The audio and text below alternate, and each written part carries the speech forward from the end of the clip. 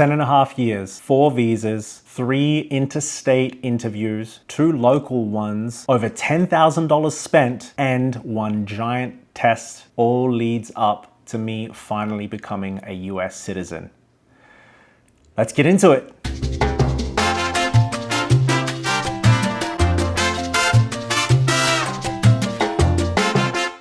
What's up everybody? Welcome back to Adventures with DNA. My name is Doni and today's episode is it's got me feeling pretty emotional actually.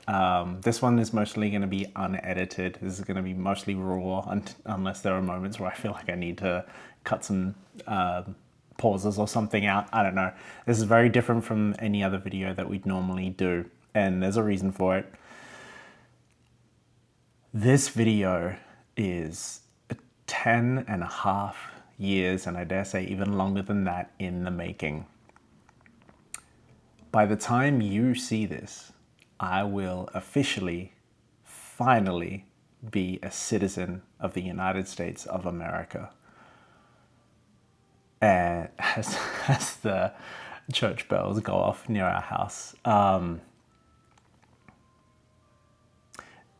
it's been a long road to get here. Not an easy one, not a cheap one. I'm gonna try to stay away from politics as much as I can during this video. Yeah, I'm gonna leave that there. You can probably imagine. Being not a citizen, living in the United States has been. Look, let's just not get into it. If you don't know, you don't know. If you know, then you know. Okay, so the point of this video here is I want to go back and I want to itemize essentially my process from going from someone who was born and raised in Australia to now being a fully fledged citizen of the United States. And the process that is and how I went about doing it. And my journey would be very different to many others out there, and chances are I'd be similar to some others out there as well. But as part of this process, I know I looked at videos a lot online to help me with it and to connect with other people going through what I've been through it as well. So whether this is you're just curious to know how it works, or you're looking for guidance, or you're in a similar situation to mine and you're curious to know how maybe is a good way to go about it, whatever you're looking for with this video, I hope it serves that purpose. I should say as well, Adventures with DNA, I should talk about our channel. We are, Amanda and I are the two people who run this channel. We are a couple who loves to travel and adventure while we do it. So that is what this channel is about. And I dare say this has been the greatest travel adventure of my life. So I felt like it made sense to be on here, to be on this channel, to go through all of this. Generally, you'll find much more travel specific content, obviously, when it comes to us traveling around and finding the best places to eat, the coolest amusement parks are, yeah, everything. Sorry, my brain is all over the place just thinking about getting through this. I took some time to try to come up with dot points of every stage of my process, because I genuinely came into this thinking this would be like a short video. There's not really that much to say. And then I started getting into the details of everything over the last 10.5 years, longer technically. It's just 10.5 years since I first stepped foot into this country. So there was a whole process to get here in the first place, which I'll cover as well. It's a lot. It's been a really long journey. But look, like I said, that's enough. Enough of that. Let's get into this. So I want to take you back all the way to 2014. Technically, it could have been earlier than that. It could have been a 2010 situation, but there were changes in my life with the studies that I was undertaking. I was looking to go to Colorado for a little bit, but then things changed. And eventually, at the end of 2014, December, I got on a flight to New York and I visited Broadway for the first time and everything. And then eventually I found my way to Minnesota State University, Mankato, small town. If you follow the NFL, Adam Thielen, how the commentators always say he's from Mankato. I went to school there. So that's the only claim to fame I know it to have, to be honest with you. So that's all I got to draw on there. But how did I end up there? So this whole process started with a J1 visa. Now, if you don't know much about visas, the J1 is a student exchange specific visa. So there are multiple different student visas out there. J1 exchange visa, my plan was to come and do my final semester of undergrad for fun. I had always loved the idea of the United States. I grew up watching American movies. My mum's from England, but I've always been drawn more to America. So I knew I wanted to just do that at some point, and I had the opportunity through my home university at University of South Australia, and I applied for the exchange and I was approved and I came, and long story short, I fell in love with the program and a whole lot more there as well. So forgive me, I'm gonna look down and I wanna make sure I hit all of the dot points here. So I'm gonna talk about stuff and then check to make sure I haven't missed anything. Actually, yeah, this is good. So talking about the process of getting the J1, this was a lengthy process, not the longest one I've been a part of, to be fair, but it took months, and there were certain criteria that I had to hit in order to be approved for the exchange in the first place. And part of that was having a high GPA. So it's a bit different. My university in Australia didn't work on ABCD and a grade point average. We just had, if I remember correctly, ours was like a 7-point scale or something like that, and then transferred. Obviously, United States is a bit different. But long story short, I had to, for the J1 purposes, hit University of South Australia's expectations to do that. And fortunately, my grades were good enough to be eligible for it. And I had to have a certain amount of credits completed as well. And like I said, this was going to be my last semester of undergraduate, so definitely didn't have an issue there. As far as how to obtain everything, so even though I was approved through my home university, you need to go and sit an interview at a US consulate in Australia. We don't have one in my home city of Adelaide in South Australia. So I had to travel to Melbourne, Victoria, which was the closest US consulate, so then I could sit an interview there and be approved to then get the visa itself. I had to provide all of the documentation and everything. The crazy part about all of this was I had nothing confirmed until I think it was beginning of December. And I was planning on leaving in like the 23rd of December.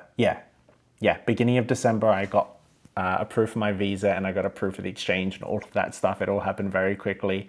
And then I was able to book my flights to get to the United States by the 23rd of December. So it was a very quick turnaround. I had high hopes and everything. I'm sure it was going to be fine. And of course it worked out. But it's a nerve-wracking process just sitting there waiting like, cool, I don't know what my next 6 months is going to be because I'm waiting for approval on all of this stuff and I just have no control over anything. It is a freaky experience, and sadly it is not the only time I had that experience on this adventure. It was pretty much the only consistent during this whole time.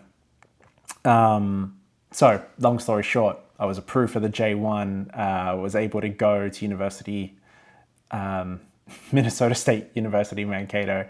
And as part of that, up front, I had to pay for tuition, I had to pay for dorm fees, and I had to pay for international insurance as well. So it was an expensive thing, but it's something I've always really wanted to do. And I had worked my way through college, and luckily I had a family that was willing to partially support me as well.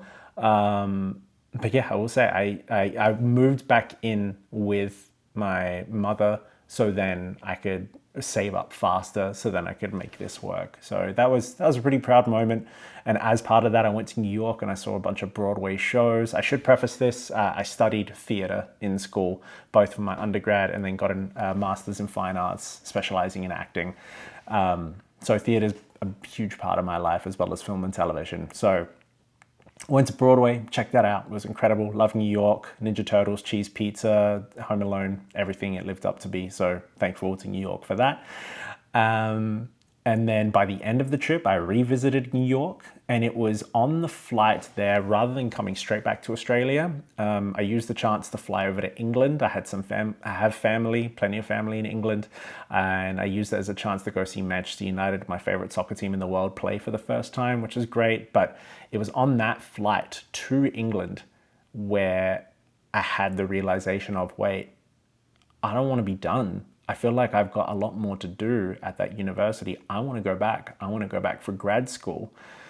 So fast forwarding through that whole process, this moves into my second visa that I had to apply for and get. This was the F1 student visa. So different from the J1, which is just an exchange, the F1 is for a full program. So this was, this was to be for the long haul. I was going for my MFA, and it's a 3-year program. So I think it was a 5-year visa that I was applying for in order to do that, or maybe 6 years. So yeah, as far as that process went, that was technically the period of time for the application was shorter, because I basically started that application process in late May, and by mid-August, I was there. So it was a pretty quick turnaround for that one.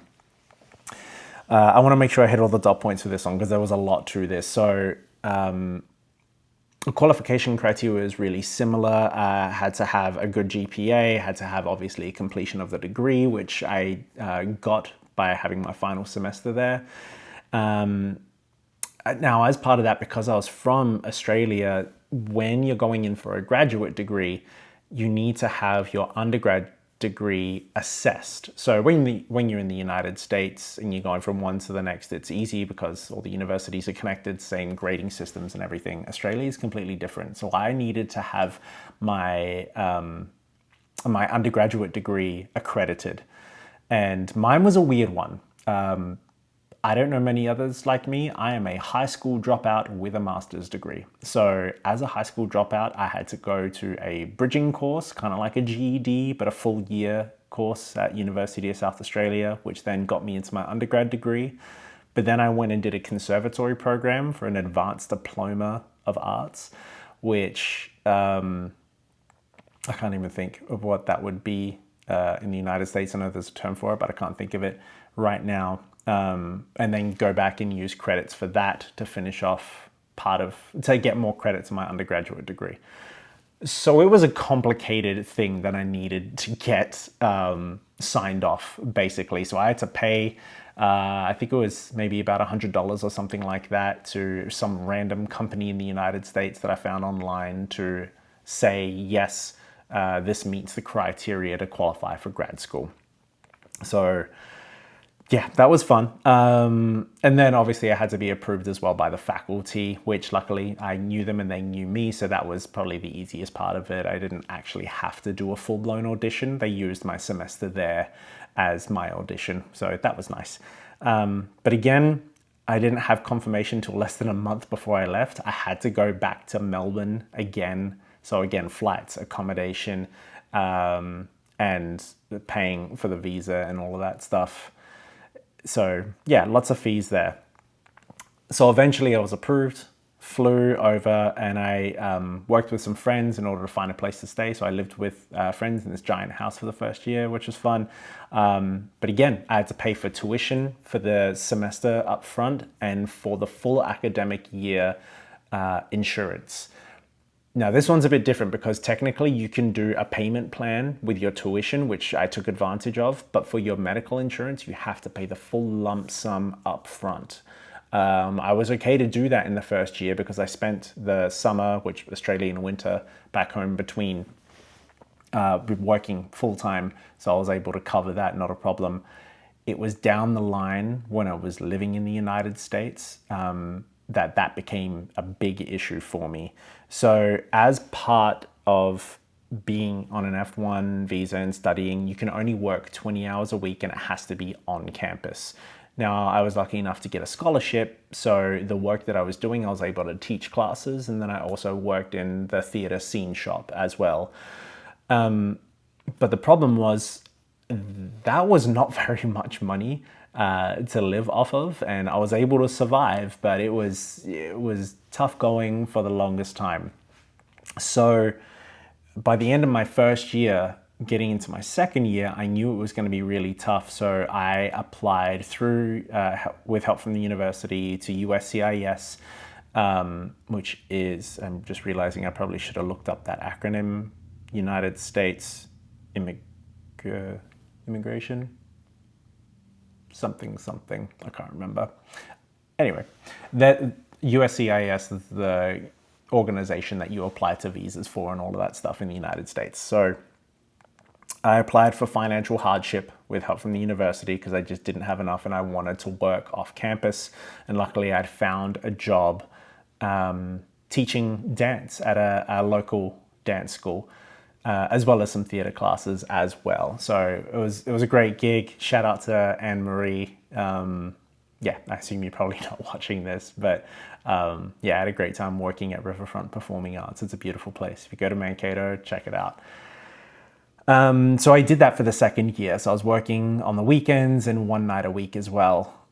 And then unfortunately, I was denied economic hardship in my third year of study, which was, that one hurt. That was a bad one. So I actually needed to get help from, I'm not going to say the person on here because I don't think they ever want to be mentioned about it.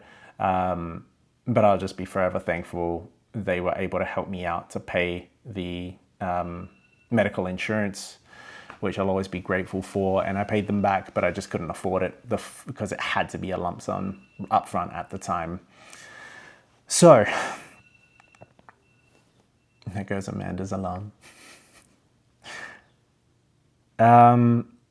Okay, so as part of the graduate degree, I was able, well, part of the credits that I needed to take for that was doing an internship. So what I decided to do is save the internship to be during its own semester. So rather than a 3-year degree, I made it a 3.5-year degree because I knew I wanted to extend my stay. One, because my family was going to come for Christmas that year. So rather than graduating in May, I was able to graduate in December. So they were able to come for that, which was fantastic. Plus, as well, because I didn't graduate in May, I was able to get home for a cousin's wedding, which was very important to me. So that all worked out really well. So yeah, back to the internship. As part of my internship, I split it and I was able to work for a local theater company in their scene shop while also shadowing in one of their performances. Theater Latte Da, thank you so much for that here in the Twin Cities.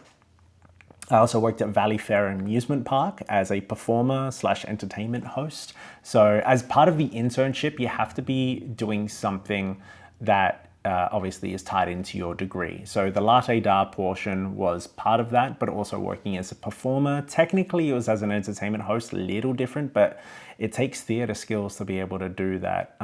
So I was able to make that work with my degree as well. And the last part of it was working as a substitute teacher for Teachers on Call here in Minnesota.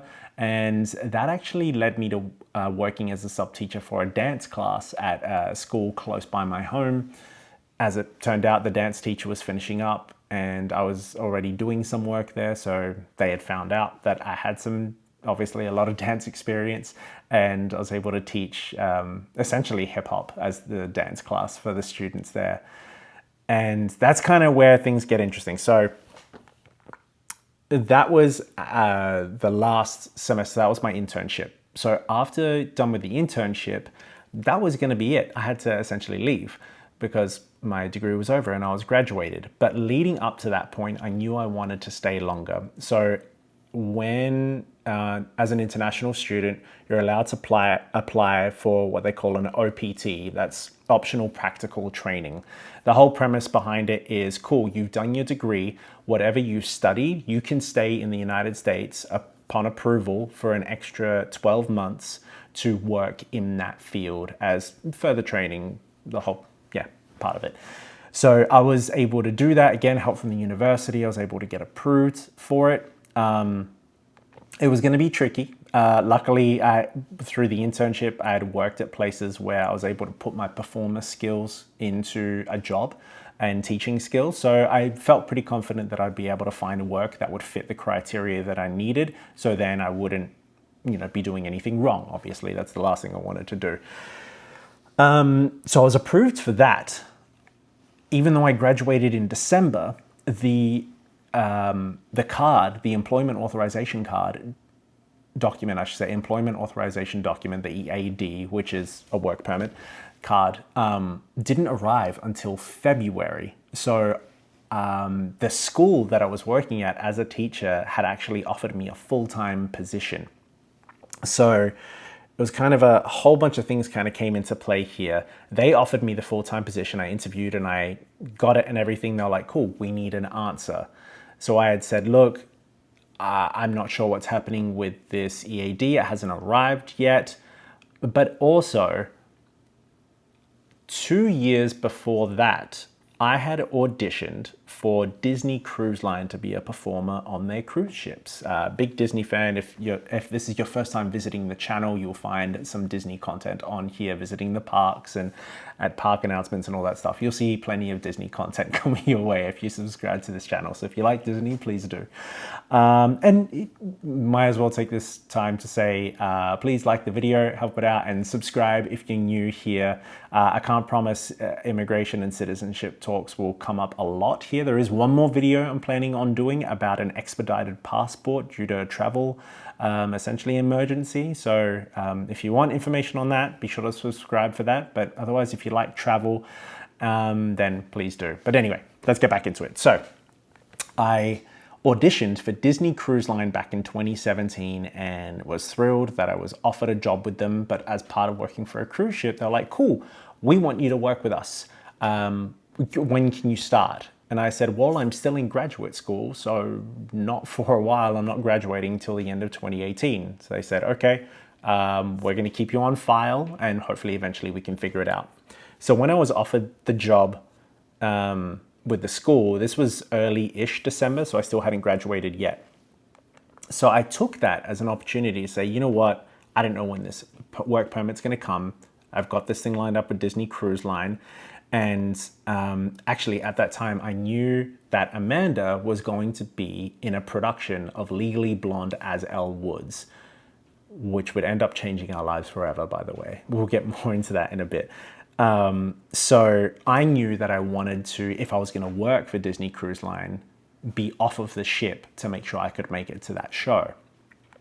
So I sent a random email one day saying, hey, I would still love to work for Disney Cruise Line. I know I've already been approved and we're waiting for the right contracts to come up.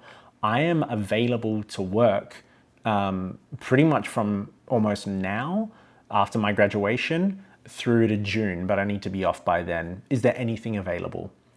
And to my surprise, within like 24 hours, I got an email back saying, hey, thanks for reaching out. We have a perfect contract that will line up with your schedule.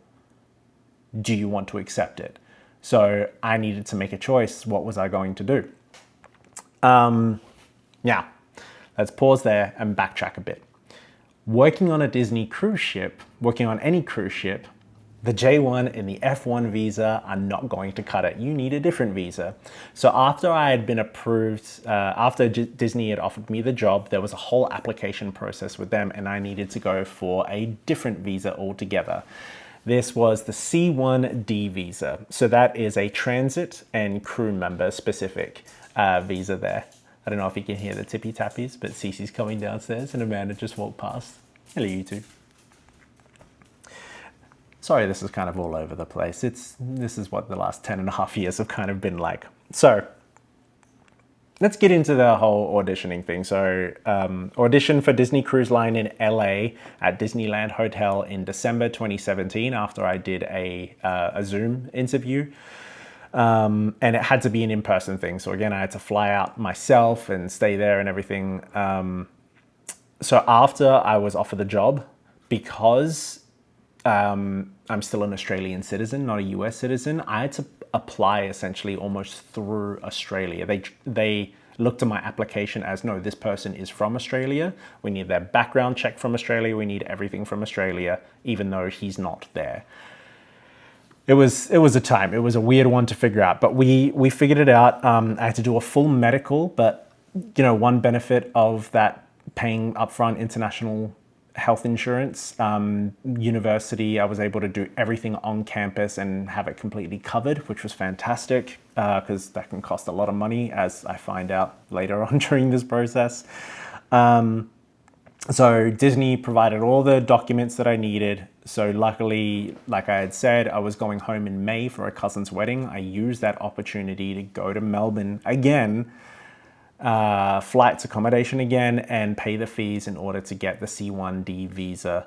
So yeah, I was able to get approved after sitting another interview for that. So my third interview for a 5-year visa. But the problem with that visa is, like I said, it's a transit one. So the idea is that you can't stay in the United States for more than 29 days between contracts or anything like that. So you'd have to travel home, which is why Disney were really adamant on, okay, no, you're from Australia, so we need to send you home. But obviously I'm based here in the United States. By that point, Amanda and I had our own apartment here in Minneapolis. So I had the option to apply for a further visa on top of that, and this is the B1, B2 visa at the exact same time for a further fee on top, but that would allow me to spend more time in the United States. Yeah, I think it's up to 6 months you can stay for either business or personal purposes. So it's a great travel visa anyway. After all of that, I was offered the job with Disney Cruise Line, and it worked out because had I not gotten that contract with Disney, I wouldn't have been able to work for essentially the first 7-ish weeks of 2019 because I was between my graduation and getting my work permit that eventually arrived. So again, I got lucky and I was able to work on the cruise ship.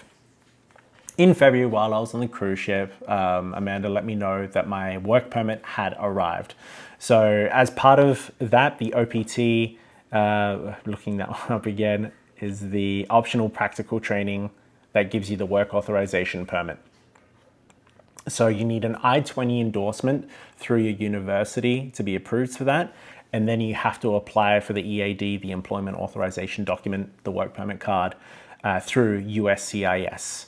And again, similar to the internship, you have to work within your specialized field. So again, limited options for a performer, but luckily I had already worked at Valley Fair, so I was planning on going back for the summer when I got back. And while I was actually getting ready to leave the ship in my last few weeks, there was a post online about entertainment host job with this company called the Twin Cities Road Crew. And I mentioned them by name here because I need to thank them so much, Felicia and Ben. Yeah, they've done so much for me during this entire time, helping me through every part of this process. So I want to take this moment to thank you both so much. I still work for Twin Cities Road Crew. I love the company. I'll always be a road crew. In case you're wondering, it worked out because they used to work for Disney, for Radio Disney here in the Twin Cities. But when that closed down, Ben and Felicia were able to create their own business along what Radio Disney did as part of community outreach and experiential marketing and things like that. So it was a match made in heaven, if you will. So I was able to get those jobs lined up, so I had options when I got back to put that work permit into use. So I spent the summer at Valley Fair and did some work with Road Crew, hosting educational programs and community events and stuff. And eventually I was able to get a job at Great Wolf Lodge here in Minnesota as their entertainment manager. And that was a job I loved. It was brutal. I worked on site a lot, late nights and everything there, but I really enjoyed it. I was building something special. It was great. And I should mention as well, slightly to go back, because why wouldn't I? During this time, I knew when I was working on the Disney cruise ship pretty early on that I was only ever going to do one contract with them. While in another lifetime, maybe I would have stayed for the longest time, but there was something much more important back on land. And that summer, I proposed to Amanda on the closing night performance of Legally Blonde while she was playing Elle Woods. And to make matters sweeter, the dog in that show was that was playing Bruiser Woods is been our dog ever since we adopted her from that show. So that's kind of where our family really started. So that's why I only did one contract with Disney Cruise Line. So by the end of that year, Amanda and I got married right at the tail end of the year. And so we had till February as far as my work permit and everything. We decided that the right decision for us was to stay and apply for permanent residency through marriage. That I should. Obviously, Amanda didn't need to. She's a citizen. So we started that application process shortly after in January of 2020. Yeah, this is where it gets real fun, 2020. So we started that application process and it was daunting, it was huge, it was confusing, it was scary, it was intimidating. So we made the decision to work with a lawyer on this one, and thank goodness that we did. This is where my heart goes out. Like I'm from Australia, I grew up, English is my native language, same as Amanda. That process is horrifying. Anyone that has to go through that and English is not their first language, I can't imagine how stressful that would be. It was bad enough for us. It's hard. I don't want to say too much on here. I don't want to say anything that's going to get me in too much trouble, even if I am a citizen now. It's a brutal process. And anyone who has the opinion of, well, you know, it shouldn't be that complicated, you can just do it. You got no idea what you're talking about, with all due respect. It's brutal. It's demoralizing. It's expensive. Yeah, it was a tough time. Of all the application processes that I went through, all the visas that I've had during this time, applying for permanent residency was the worst of all of those experiences. Now, to be fair, we got through it. Stressful times. That's why it took me so long probably to start this video, and I just kept blabbing about nothing for a while. There's been a lot of emotions over the last 10 and a half years, and that period of time added was the pandemic, of course, was the most challenging for sure. But if you are watching this and you're about to go through this process, you can do it. You absolutely can. We did it. Again, we made the choice to work with a lawyer on this. So I think luckily they were nice enough to let us pay over time. This cost us over $3,000 in just those fees alone. Would I recommend it? Yeah, 100%. We felt so supported because of that, and we knew we were in good hands. We worked specifically with an immigration lawyer. I wish I had connections to lawyers all across the United States for people that need that help. If you're in Minnesota and you're looking for some help with this, you're looking for a lawyer that we trust, get in the comments, let me know, DM, and I'll be happy to let you know who we worked with and the best way to get in contact with them. So, another thing that made this tough was that there was a family wedding back home in Australia that we were planning to go to, and we found out that as part of the application process, if I left the country at all, then my application would be null and void. So I had to miss a really important family wedding. That's going to be one thing I hate that. That's the one of the big weddings that I missed, which has always been heartbreaking. I've always felt terrible about. We didn't have a choice. And they understand that and everything, but that one was heartbreaking. But so we did that process. So my work permit expired, like we were saying, in February, because it was that 12-month one. So I got it in February in 2019. It expired in February 2020. And as part of that, my job at Great Wolf Lodge, they had to let me go, basically, because there was just no timeline of when I was going to get a new work permit as part of my permanent residency application. So I lost my job that I had worked really hard on and thought I was building something great and was really proud of. It went away. Weirdly, It kind of worked out because of the pandemic. So my work permit expired in, I think it was kind of mid-ish February. And we went into, I think, lockdown within like 5 days of that. So essentially, I wasn't able to work anyway. Now, because I didn't have a work permit anymore, I couldn't apply for unemployment. And honestly, even if I did have the work permit, I still probably wouldn't have been able to apply for unemployment during the pandemic, because that would have marked me as a burden, I guess, to the country, which would have been essentially a red flag on my application. So I wasn't allowed to travel home at all during the pandemic. Otherwise, my application would have been null and void. So this is what made this whole thing harder, is that I wasn't able to visit my family back home for almost 3 years during this period. Anyone who knows me knows how close I am with my family. I know that's a weird thing to say considering I moved to the other side of the world, but we are the type of family that speaks minimum a couple of times a week. So yeah, that was brutal. That changed me a lot, to be honest. That was tough. Anyone who goes through that, and look, we don't need to talk about the pandemic. We all went through it. Everyone went through their own stuff with it. But it was a tough process to get through that. Eventually, I was approved for the work permit, and that happened in July. So February through July, I had no news, and then eventually I got approved for it. Sorry, I should say it was approved in June, and then I didn't get the card until July. It took them a whole month to go from approval to actually, here's the card. We took the time to make it now. So there was 7 months there where I wasn't able to work at all.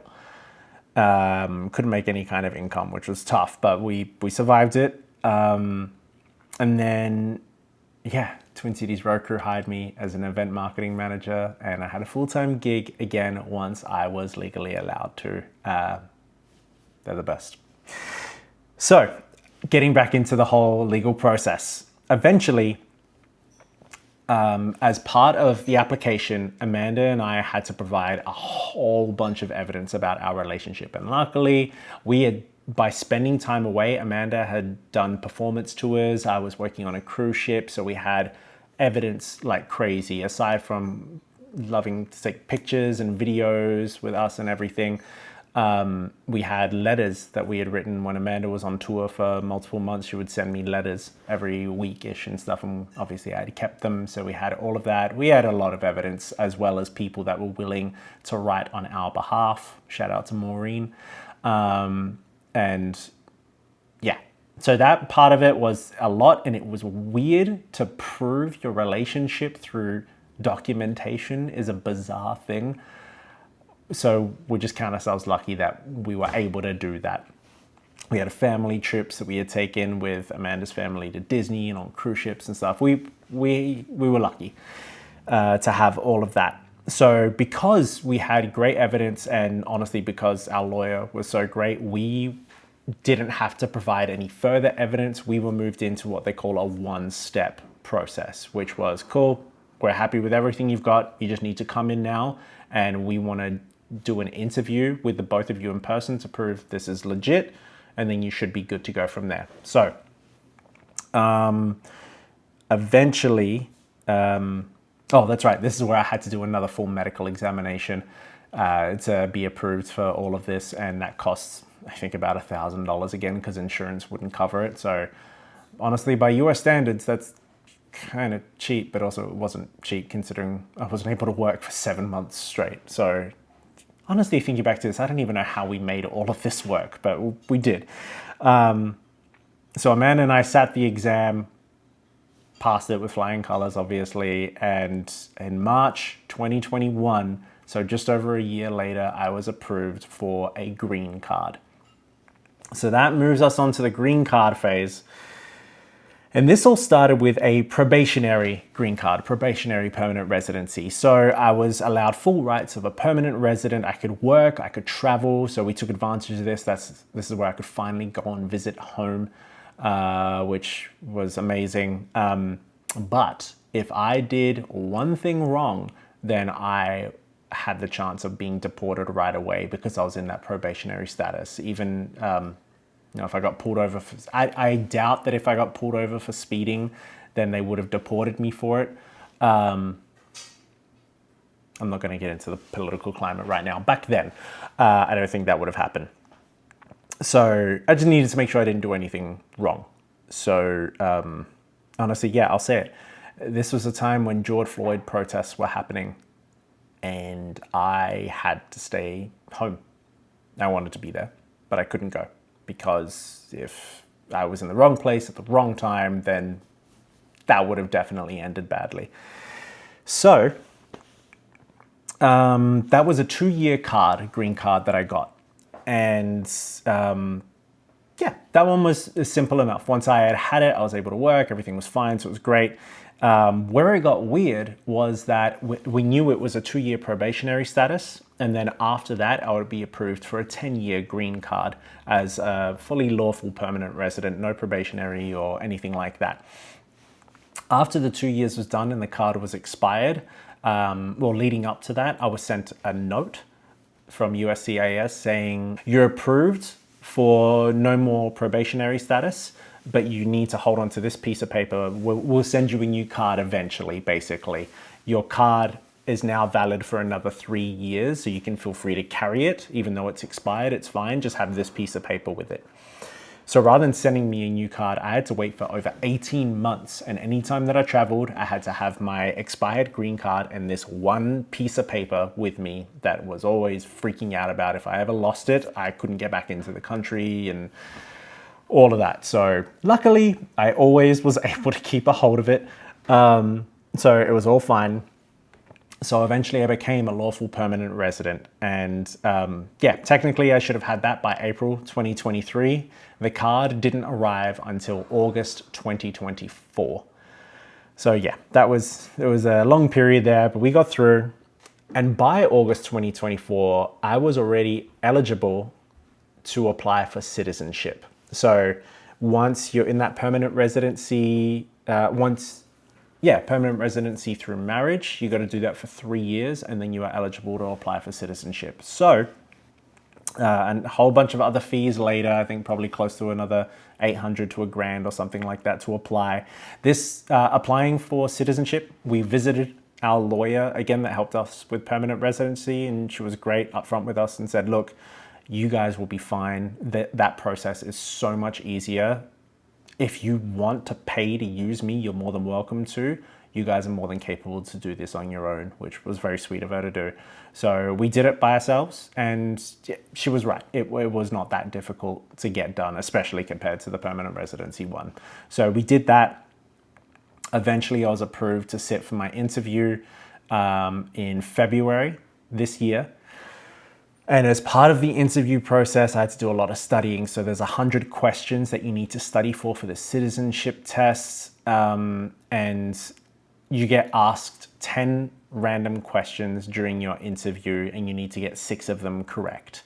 So fortunately for me, I got 6 out of 6. I studied very hard. Shout out to Grandma for helping me on our trip to Disney earlier this year, studying. That Avatar Pandora line is a long one, and we had 2 hours, and she had a great time tutoring me for that. So it was a good time.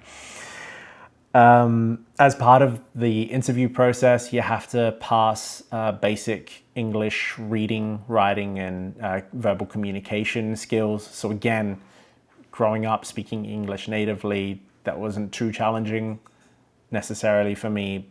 Yeah, if you're not speaking English as a first language, all of this stuff is just amplified 10 times. Yeah, it's a lot. It's a lot. It's very stressful. And again, I went into it knowing that I had studied and I knew every answer to every question. And obviously I could speak and read and write in English, and I was still sweating, nervous and everything. So it's just the whole thing. It's a time. But good news is I passed. So I was scheduled for my oath ceremony back in March, so about a month later. So it's, in case you're wondering, some of the time they say you can do, cool, you've passed it, come downstairs and we can do your oath ceremony, you're good to go. In Minnesota right now is not that way. It is cool. In the room, basically the person will say, they'll give their feedback on, great, I am going to submit this for approval. I'm saying that I recommend that you should pass. My supervisor needs to look over everything to confirm that. Then you'll get a notice in the mail saying you have been approved or you have been denied. And then after that, you'll get another notice telling you when your oath ceremony will be scheduled for. So I don't know in which kind of scenario you'd be able to do the oath ceremony on the same day as the interview. I've heard it's a thing, but it's definitely not a thing here in Minnesota. So I got the notice, and unfortunately, the oath ceremony they scheduled for me was when Amanda and I were traveling to New York. And if you want to know more about that, Amanda and I did a full Broadway review on this channel, so feel free to check that out. We actually have a lot more content about New York that I have not put up on here, so I do need to do that at some point because we had a great time.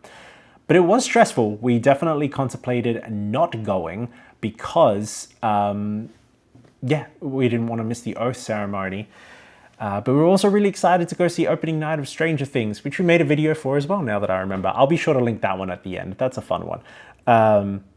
So we went to New York, and it said on the piece of paper, if you need to reschedule for any reason, call this number. So I was like, okay, great. I've got an online account with USCIS. I couldn't find anything there, but I can call this number. We'll get it rescheduled. It'll be fine. And I call the number, and I get through to a bot. And the bot just says, you need to send a letter to USCIS. This is where I started panicking because, one, I assume the letter would get there, but just how do you know? This is kind of a big deal. I'd rather give it to someone in particular or speak to someone about it just to get the thing rescheduled. But the other big thing is that at the end of this month, we're traveling internationally. So we're at a point now where when I do this oath ceremony, I have to give up my permanent residency card, my green card.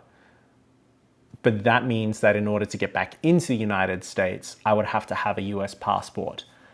So this is the timeline starting to get really close here, which is getting very concerning. So there's no way to get around it. You have to send them a letter. So I was able to write one out and take it and hand deliver it. Unfortunately, I had to drop it in a box, but at least I knew it was in the right building, in the right office space. And I didn't hear anything for weeks. And then eventually I saw my account was updated and it said, it's been received and you've been approved to be rescheduled. Great.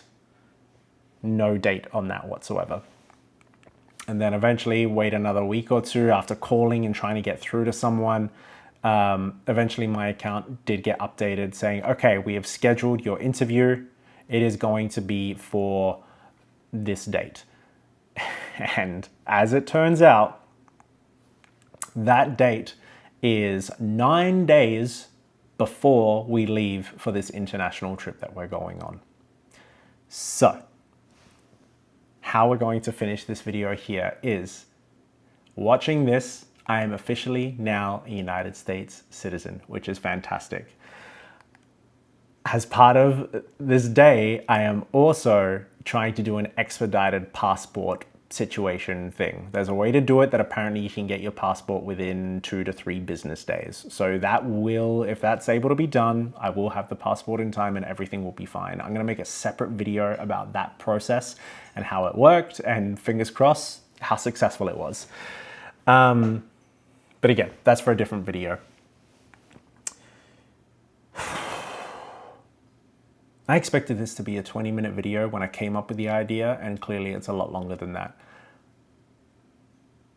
This has been a crazy journey. Like I said at the beginning, I ummed and ahed whether it makes sense to do this video for Adventures with DNA. But to be honest, I can't think of a bigger adventure that I'm probably ever going to have in terms of travel and what it can lead to. I think I listed it down. We've got more than 10 years, 4 visas, 3 interstate interviews, 2 local interviews, 1 giant test, 1 renewal of an Australian passport in the United States during that time, a marriage, building a whole life, over $10,000 of money spent. And honestly, I haven't crunched the numbers to know how much over $10,000 it is. Knowing that it's over 10,000 is painful enough as it is. I don't want to know how much more it is than that. Yeah. Becoming a US citizen is a kind of a brutal trek if I think back about it. I don't even know how to finish this. All I can say is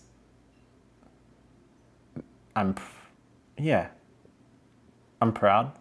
I've done the thing. I've had so much support along the way, not just from family, but from friends, from companies that I work for. I feel really lucky. And again, if this is your first time learning about the process of becoming a US citizen, this isn't an ask for sympathy or anything. This is just if you've ever had feelings of how hard can it really be, I'm not going to answer that question because it's too long an answer and there's too much to it. Hopefully this video kind of summarizes how much there is there. And if I'm being honest, the list that I came up with here, I put together in about an hour. This is 10 and a half, 11 years worth of work that went into this whole process. I know I've missed stuff. I know there's other interviews that I had to have so many conversations at university alone about both in Australia and in the United States about different work documents and anything and everything. It is anything but a simple process. And I've had reservations. This year in particular has been a weird time to become a US citizen with everything going on. I'm really happy that I get to take part in democracy here because I think it's really important and I look forward to doing that. And the big thing that I'm taking with me in this is that not everybody's going to get this opportunity that I have. So any reservations that I may have had at some point with anything going on, I'm trying to focus on I've been given a gift. I am really lucky. I'm fortunate to be not just a citizen in the United States, but a dual citizen of the United States and Australia. And that is not something to be taken for granted. So I won't.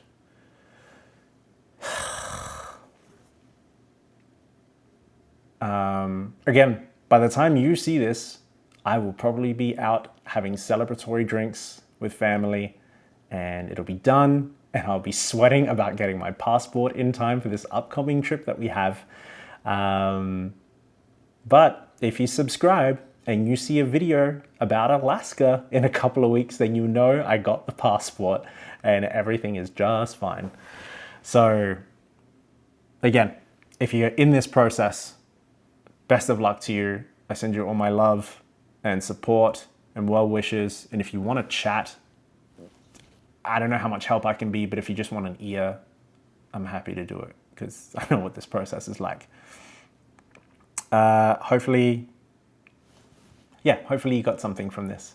I know I did. Amanda said it before, and I think she's right. This is honestly kind of self-therapy for me going through this right before tomorrow being the big day. I don't know how well I'm going to sleep tonight through excitement and nervousness and everything, but yeah, I think I'll cut it there.